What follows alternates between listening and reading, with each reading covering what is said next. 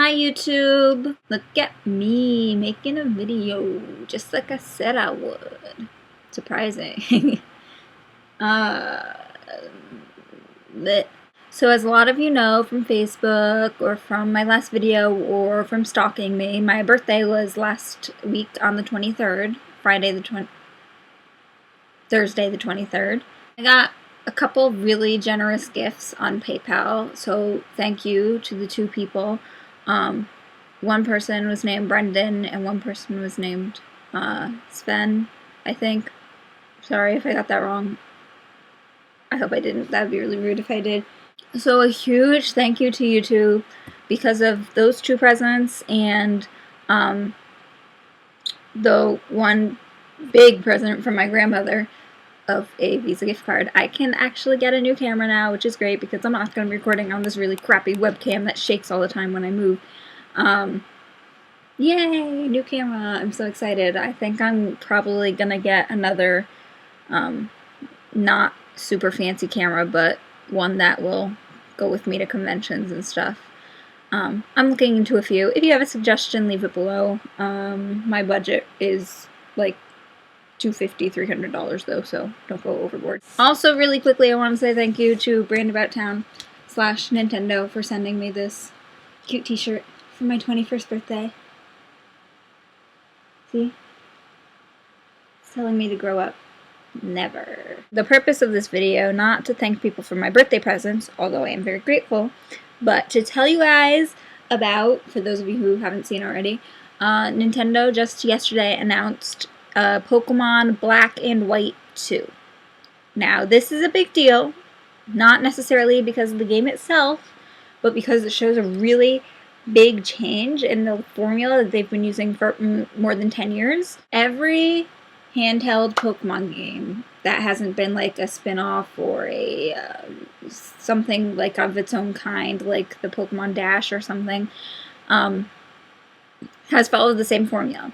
And that is that it has come out with two versions, as in red, blue, or red-green if you were in Japan, ruby, sapphire, diamond, pearl, black, white, etc., you know, gold, silver. And each of those versions was mostly the same, but just a little bit different, where the legendary at the end was different. There were a couple Pokemon that you couldn't catch in each one. You could only get by trading with the other one.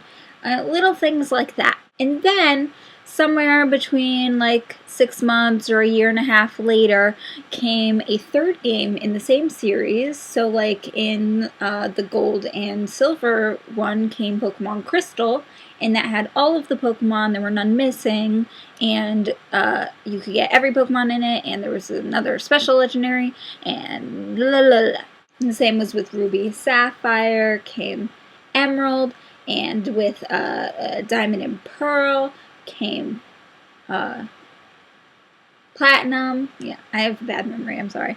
I have to be completely honest, I usually don't buy that third game. As big of a Pokemon fan I am, I'm not the kind of person who enjoys spending money on another game that's mostly the exact same thing. The only one I do have is Crystal for Gold and Silver. That's it.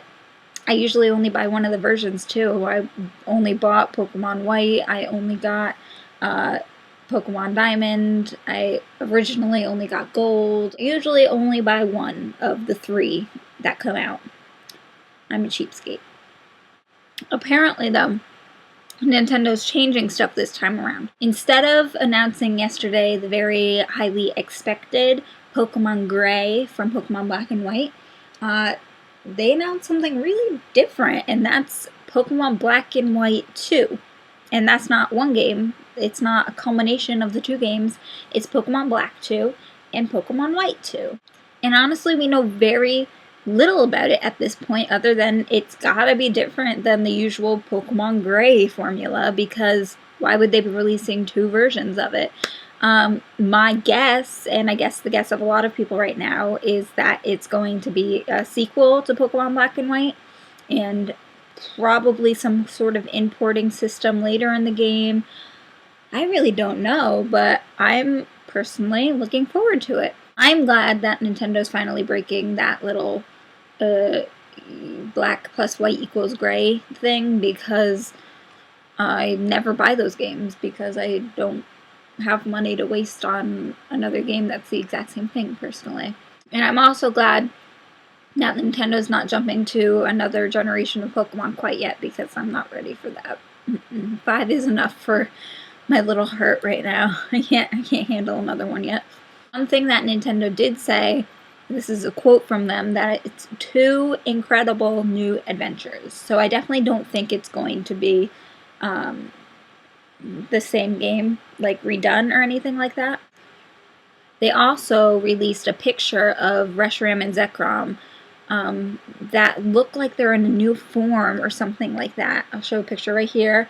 It's like, I would guess that it's like a new form of them, like all together. And I'm wondering if maybe there's going to be new forms of each of the Generation 5 Pokemon or something like that, just to separate them from Pokemon Black and White. I don't think so, but it would be interesting, kind of.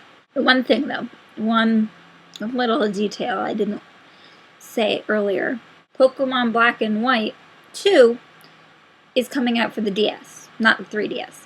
Now, a lot of people are saying the DS is dead. No more DS games.